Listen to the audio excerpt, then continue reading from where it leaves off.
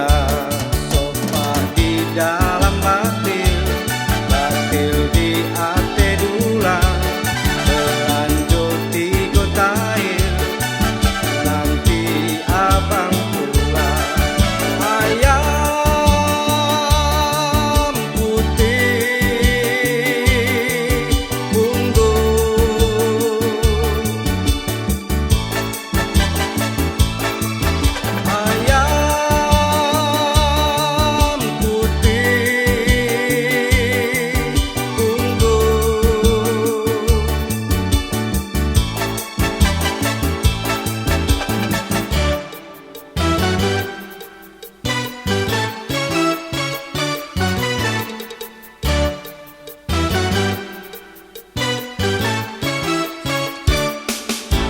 ayam putih punggu memakan padi jeme, mak putih duduk menunggu bagai bintang timur. Bintang timur tinggi melolai pucuk nipah, mak putih duduk mengaji, onga minta sopa, sopa di dalam batil, batil di ate dulang, berlanjut di kota air, nanti abang pulang. Ayam putih unggun, ayam putih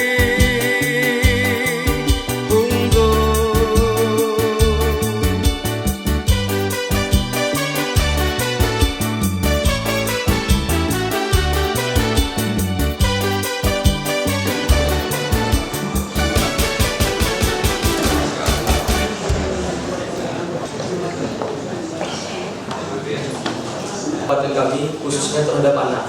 Sebelum kami mempertanyakan, kami bakalan yang seringkali dijadikan sebagai alat, bukan alat untuk mencari informasi, yang terkadang dijadikan sebagai alat untuk mencari. Khawatirkan mereka itu menggunakan internet itu dalam waktu yang tidak sesuai, Pak. Kadang seperti di saat mereka sekolah, rela mereka untuk bolos. Anggota DPR Kabupaten Indragiri Hulu secara tertutup rapat di kantor DPR itu sepertinya hanya didengar namun tidak dilaksanakan, Pak. Ada tidak solusi dari Pemprov Riau terutama dalam hal ini, Pak? Cukup sekian, terima kasih. Nama saya Rangga Suganda, perwakilan dari Kabupaten Indragiri Hulu. Siapa lagi? Ya. Kami juga pernah mempresentasikan atau menyuarakan suara-suara anak Dumai di depan wali kota pada saat musrenbang. Kami hanya diberikan janji-janji kantor ini mau dikasih kantor ini, tapi sampai sekarang kami tidak dikasih, Pak, kantor itu, dan kami sampai sekarang masih menumpang di kantor P2 TP2A. Jadi kami sangat-sangat ingin untuk menjalankan tugas kami, butuh sekali sekretariat. Terima kasih ya, Pak. Nama saya Irfan dari Forum Anak Kota Dumai. Assalamualaikum warahmatullahi wabarakatuh. Alhamdulillah, dari 14 kecamatan itu forum anak kami sudah terbentuk, forum anak kecamatannya, dan sekitar 131 desa di forum anak Kabupaten Siak itu alhamdulillah telah terbentuk juga forum anak desanya untuk Kabupaten Siak. Dan alhamdulillah juga di kabupaten kami itu mulai dari instansi pemerintah daerah telah mendukung atau mensupport kami. Seperti halnya di forum anak kabupaten, kami diberikan kesekretariatan langsung dari Bapak Bupati Kabupaten Siak, dan juga fasilitas-fasilitas yang diberikan oleh pemerintah serta badan pemberdayaan perempuan perlindungan anak Kabupaten Siak. Nah, yang mau saya tanyakan di sini, Pak, mengenai fasilitas taman. Nah, memang fasilitas taman yang didirikan di Kabupaten Siak ini memang mendukung anak-anak dapat bermain, memang mendukung. Tetapi terkadang di Kabupaten Siak sendiri ada beberapa kelompok remaja yang mereka menyalahgunakan tempat tersebut sebagai tempat mereka nongkrong, sebagai tempat mereka mangkal. Seperti itu, Pak. Nah, mungkin itu. Nah, juga ada satu yakni taman khusus bermain. Nah, taman khusus bermain seperti halnya seluncuran, seperti halnya perosotan dan lain-lain, itu mungkin minta bantuan dari Bapak. Nah, artinya kan apabila anak memiliki tempat khusus bermain, tentu secara fisikis dan juga fisik anak ini dapat berkembang, hak tumbuh dan berkembang. Nah, seperti itu.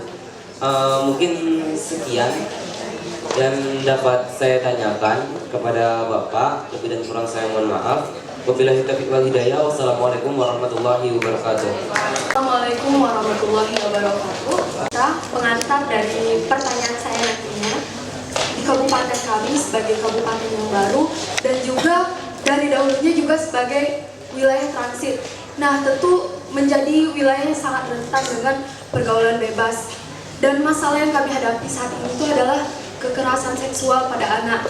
Sangat-sangat memprihatinkan. Mulai dari kekerasan itu dilakukan oleh orang tua, oleh tetangga, bahkan oleh sesama anak juga. Nah, sementara kondisi di daerah, psikolog maksud saya psikolog ahli yang bisa menangani itu juga mematok harga yang agak tinggi. Kemudian tempat-tempat rehabilitasi juga kurang memadai karena kami juga kabupaten yang baru dimekarkan. Jadi bagaimana tanggapan Bapak? Barangkali akan ada gebrakan-gebrakan baru yang bisa disumbangkan kepada kabupaten kami. Sebelumnya terima kasih atas perhatian dan kesempatannya. Assalamualaikum warahmatullahi wabarakatuh. Assalamualaikum warahmatullahi wabarakatuh. Apakah rencana Bapak tambahan atau masukan tentang forum anak yang ada di provinsi, khususnya Provinsi Riau?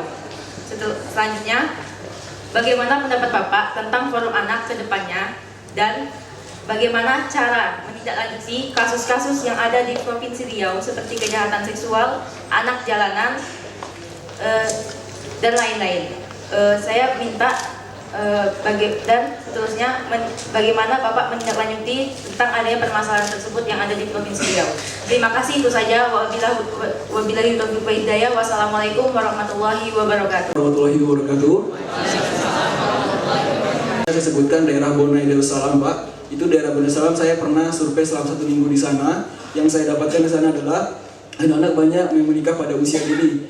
Pada saat sekolah dasar saja mereka sudah menikah dan juga telah mempunyai keturunan, dan itu sangat memprihatinkan bagi kami anak-anak yang ada di Rokan Hulu. Kemudian pendidikan di sana tidaklah seperti pendidikan yang ada di kota-kota, seperti contohnya Kota Pasir Pengarayan. Nah, di sana anak-anak hanya dapat guru-guru honorer, Pak. Tidak ada guru-guru yang memiliki keahlian khusus yang ada di sana. Nah, sebagai anak Indonesia, contohnya di Rokan Hulu, kami membutuhkan tenaga-tenaga pendidik yang ahli agar apa? Agar nantinya anak-anak yang ada di Borneo untuk khususnya Rokan Hulu memiliki potensi dan kualitas dan serta kuantitas yang bagus di dunia pendidikan, karena untuk kemajuan Indonesia khususnya Provinsi Riau adalah pendidikan adalah dasar utamanya. Terima kasih. Assalamualaikum warahmatullahi wabarakatuh. Assalamualaikum warahmatullahi wabarakatuh. Sekarang kan kita mengenal Undang-Undang Sistem Peradilan Pidana Anak. Salah satu pasalnya mengatur bahwa anak melakukan kejahatan di bawah umur 7 tahun tidak dipenjara, tetapi dikembalikan kepada orang tuanya.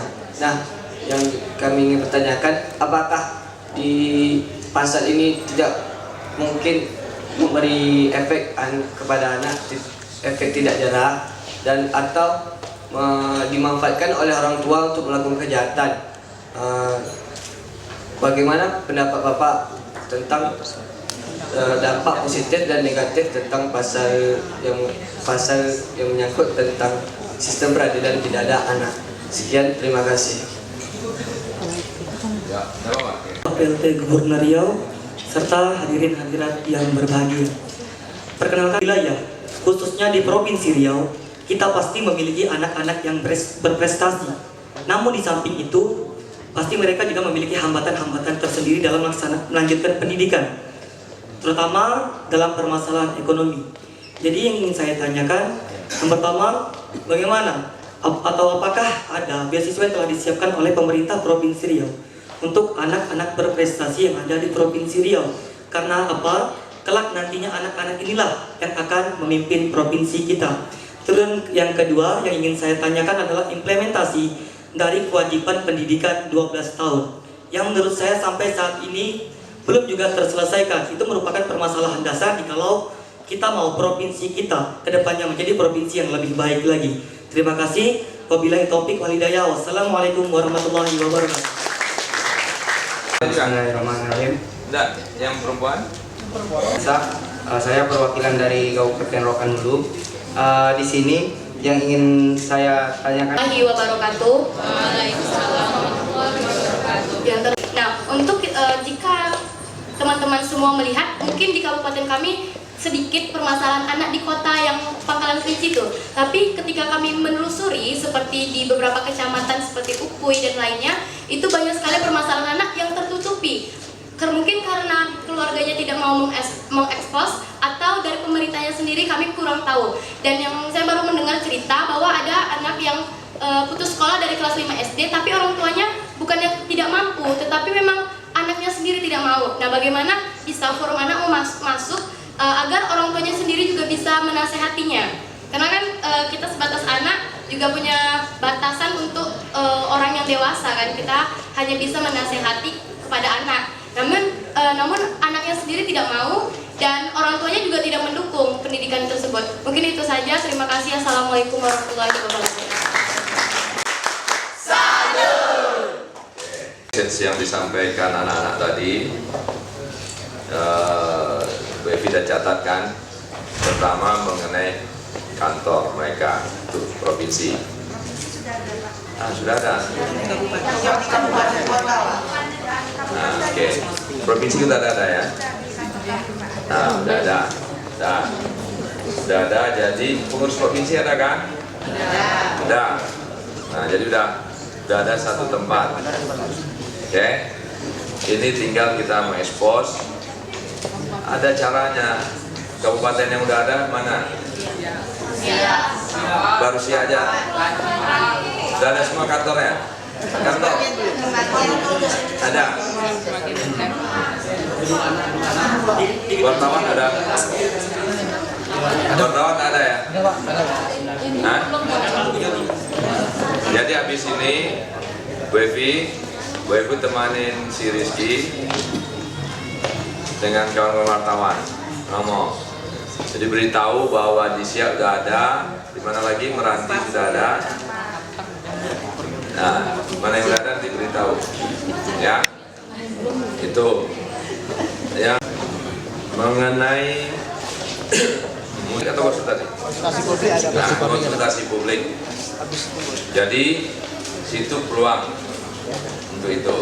Tapi sebetulnya ada jalan lain. Misalnya dari Rohul, kan ada tuh anggota dewannya, dapil berapa, ya kan? Masalah itu di mana? Jadi ajak anggota dewan itu dapil yang bersangkutan turun, ya, turun ke daerah itu, di mana punya masalah pendidikan, kekerasan seksual atau apa, ajak anggota dewan yang situ. Pasti rebutan. Ya, karena anggota dewan itu bagaimanapun ingin merawat konstituennya, ya. Nah, jadi kalau misalnya tidak ada, nanti kasih tahu saya. Kalau Golkar saya ngurus nanti. Nah, ya, jadi itu sampaikan aspirasi itu, aspirasi apa sampaikan, ya, di provinsi.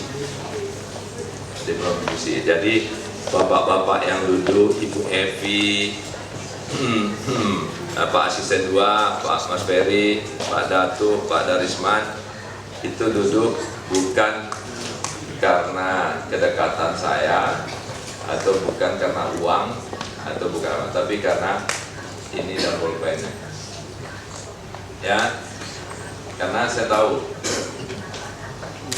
kita harus mulai dengan pemerintah. Jadi pemerintah untuk menghadapi hal-hal yang disampaikan tadi, kalau orientasinya belum pelayanan, masih mikirkan duit aja, ya kan, untuk pribadinya, itu tidak akan. Tapi kalau orientasinya mulai pelayanan untuk mensejahterakan masyarakat, nah inilah tugas beliau ini. Ya, mudah-mudahan lah. Ini ada Bu Epi, Pak Asisten, Pak Datu, Pak Darisman, Humas, staf ahli ya. Mudah-mudahan nih, insya Allah. Karena saya akan menjaga setiap bulan mereka buat laporan, 6 bulan saya evaluasi. Ya, nah jadi itu. Jadi begitu juga bagi adik-adik. Ya, termasuk di keluarga adiknya, kakaknya, sekolah itu nomor 1. Saya bisa berdiri di sini karena saya sekolah. Saya sekolah kemana-mana. Ya. Nah, jadi yang perlu apalagi Riau ini ke depan ini merupakan pusat pertumbuhan. Pusat pertumbuhan. Kalau ekonomi kita ini ada posisi nomor 1 di Sumatera, nih Pak. Dan nomor 5 di Indonesia. Nomor 5 di Indonesia. Semua orang yang datang ke Riau ini, kita penduduk 6,2 juta sekarang ini, ya kan, tahu bahwa Riau ini akan maju, ya. Apalagi adik-adik ini orang Riau yang tadi udah mendeklar calon pemimpin Riau, ya kan. Nah ini sekolah Raja Najib, termasuk adiknya. Ya kalau abang kakaknya tidak bisa lagi disampaikan ya adik-adiknya, ya, atau saudaranya, karena sekolah tidak ada. Kalau kita lihat Malaysia, siapa yang pernah ke Malaysia? Pernah? Jadi tangannya ada usaha malu. Banyak kan? Malaysia itu bisa seperti sekarang ini karena SDM-nya diprioritaskan. Jadi dulu Pak Mahathir itu membangun negaranya bukan gedung-gedung tinggi dia bangun duluan, bukan airport itu dia bangun, bukan perusahaan-perusahaan pemerintah yang dia bangun, tapi manusia, sumber daya manusia. Nah, begitu mereka pulang sekolah semua ada hebat, baru dia bangun. Ya, walaupun mereka tidak punya uang, nggak seperti kita banyak uang kita, potensi kita banyak, ya kan? Nah, mereka nggak punya uang, tapi karena udah jadi SDM-nya, uang datang. Mungkin diantara adik-adik ini pasti ya punya keluarga yang hebat, sekolah di mana, sekarang jadi orang hebat, pasti ada, ya kan? Kenapa? Ya bagus, SDM-nya bagus, dan orang nampung dia tuh banyak, akhirnya uang tuh datang sendiri. Jadi itu makanya SDM itu nomor 1, ya. Itu banyak. Kalau saya kasih contoh, nggak selesai nanti kita, nggak Jumatan kita. Nah, jadi makanya SDM nomor 1, ya. Saya banyak di pemerintah provinsi, di BUMD, Bank Riau. Dan kita buka secara terbuka kemarin pemilihan daerah isinya, dirutnya nanti BUMD. Karena dalam rangka kita siap. Kita tidak usah cerita dulu masyarakat ekonomi ASEAN, ya kan? Tidak usah ngomong globalisasi, tapi kita ngomong Riau, Sumatera aja. Kalau kita bisa bertahan menjadi tuan rumah di daerah kita ini, nah itulah yang bagus kita. Ya, kalau bercita-cita mau jadi pegawai negeri, besok. Sekarang masuk pegawai negeri kan udah tahu kan susahnya bagaimana kan, ya, kompetisinya dari mana-mana, ya kan. Setelah jadi pegawai negeri ada lagi susahnya. Besok eselon 4, eselon 3 pakai seleksi terbuka, bisa jadi ya Pak ya. Karena untuk eselon 2 pejabat tinggi Pratama, saya nggak ngira dulu, saya kira hanya pejabat tinggi Madya. Rupanya Januari udah mulai Pak, kalang kabut kita Pak. Itu Pak, nggak boleh Pak, saya ganti, ikut dulu Undang-Undang nomor 5. Banyak tantangan Pak, saya jalan sendiri aja. Itu Pak. Nah itu, nah, besok itu masuk pegawai negeri, mau naik pangkat atau jadi posisi jabatan, itu lagi seleksi. Jadi makin lama tantangan itu makin berat. Jadi kuncinya SDM tadi, ya SDM tadi. Ada pemerintah tugasnya. Nah, itulah tadi yang disampaikan tadi kan, masalah pendidikan anak, ya kan, dan juga masalah undang-undang peradilan, ya kan, beasiswa, ya, terus masalah kekerasan seksual, terus masalah taman untuk untuk bermain, itu tugas pemerintah, ya. Nah misalnya kalau kita udah punya pendidikan yang bagus, saya yakin tadi seperti siapa yang ngomong tadi, buka internet sampai berapa jam, 24 jam ya, itu betul. Kalau saya makan mie di jalan apa itu, jalan apa tuh, Jalan Sanggup apa? Karet itu makan mie jam 12 malam, di internet samping masih buka, aduh ini memang betul disampaikan. Nah sekarang Pak Mas Ferry dan kawan-kawan kita gimana kita rumuskan ini, ya kan? Ingatkan ke kabupaten kota untuk jam buka internet itu kita batasin. Kalau misalnya ada rekomendasi kita ituin aja Pak, ya. Nah itu caranya seperti itu dari kita, tapi dari forum anak-anak ingatkan, ya kan? Gimana mau sekolah 24 jam di internet, ya kan? Nah ini inilah program forum anak lah ya. Nah, nanti ya sama dengan Bu Evi, itu contoh, ya kan? Nah terus masalah nikah, ya kan? Usia dini. Nah itu nanti ajak anggota dewan itu, mereka melalui dinas yang terkait nanti mensosialisasikan kepala desa, camat, ya. Nah, dan kita nanti provinsi dalam rakor-rakor Bu Evi, ya Bu Evi ya, dalam rakor-rakor nanti Bu Evi mengundang kabupaten kota menyampaikan hal-hal yang adik-adik sampaikan ini, ya kan? Itu semua karena pendidikan, ya. Kalau orang sekolah itu kalau udah enak pasti kawinnya belakangan, ya. Betul nggak? Nah, gimana mau jadi mendapatkan prestasi, ya kan? Pasti mikir itu. Nah, ada mikir yang lain. Nanti setelah kuliah, dapat kerjaan, baru nikah, ya kan? Ini mau nikah, cari makan aja belum bisa, ya. Nah itu banyak. Nah, pengaruh nikah ini kemarin Yayasan Thalassemia, ya. Nah, nikah ini tadi saya sampaikan juga ke Rio Pos bahwa tadi kan KB nih. Jadi sebelum nikah ini perlulah disosialisasikan dulu ke calon-calon yang mau kawin nih mengenai kesehatan ya. Karena sekarang ini ada thalassemia, ada autis, itu banyak. Itu beban negara semua, beban negara. Di kita aja kemarin menurut yayasan sudah ada 130 lebih thalassemia di Provinsi Riau. Jadi thalassemia itu karena gen.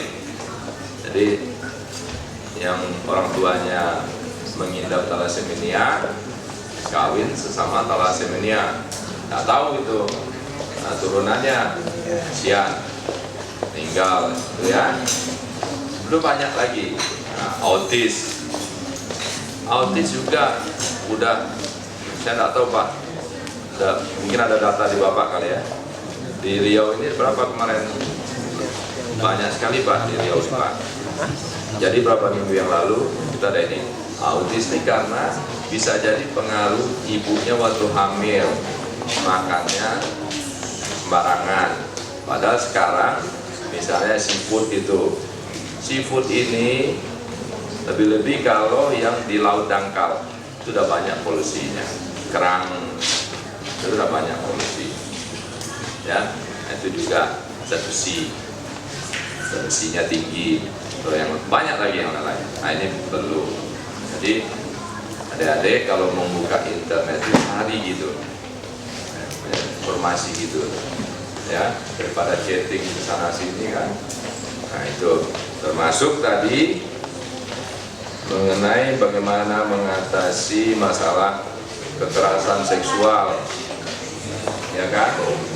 Nah itu nanti Ibu Evi dan rapornya juga akan menyampaikan sampai ke kabupaten kota, dan nanti saya berbagai kesempatan saya juga akan informasikan, karena ini semuanya SDM, ya.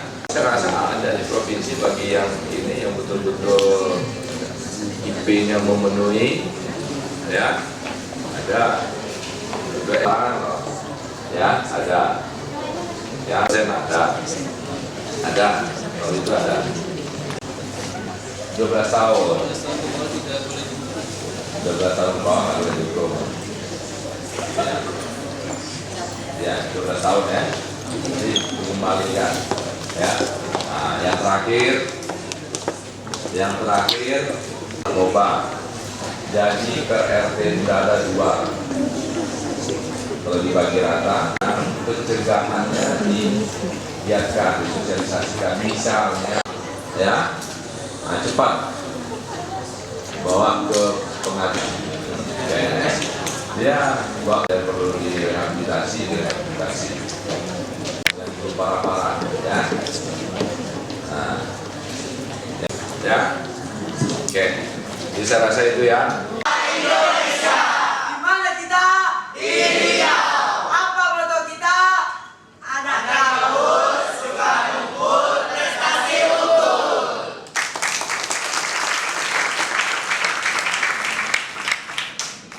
Oke, terima kasih. Kalau ada teman-teman mau bicarakan sama Devi ya.